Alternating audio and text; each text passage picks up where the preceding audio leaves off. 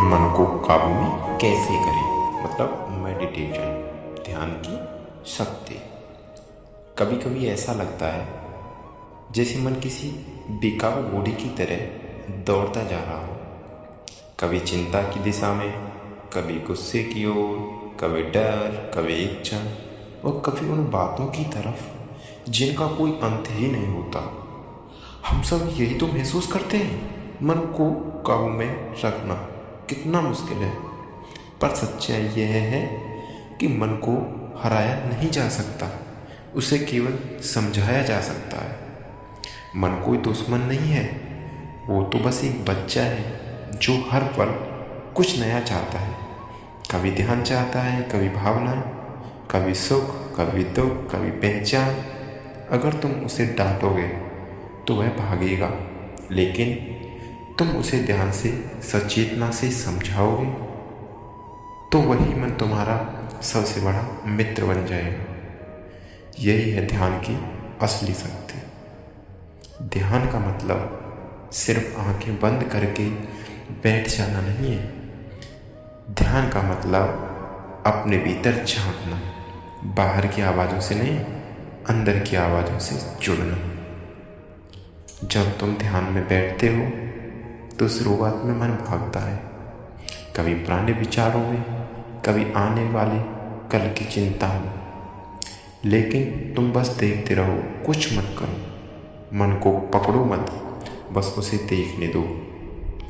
धीरे धीरे जैसे जैसे तुम शांत होते जाओगे, मन खुद थक कर बैठ जाएगा और उस पल में जो शांति मिलेगी वो किसी शब्द में नहीं कही जा सकती।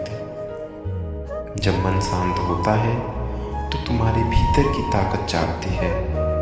तुम छोटी छोटी बातों पर परेशान नहीं होते, लोगों की बातें तुम्हें हिला नहीं पाती, तुम अपने फैसले स्पष्ट से लेते हो। तुम्हारी ऊर्जा बिखरती नहीं, एक दिशा में बहती है। यही है मन पर विजय, मेडिटेशन। यह विजय तलवार से नहीं, मेडिटेशन से मिलती है। हर दिन बस 5 से 10 मिनट बैठो, चुपचाप, बिना फोन, बिना शोर, बस अपनी सांसों को देखो।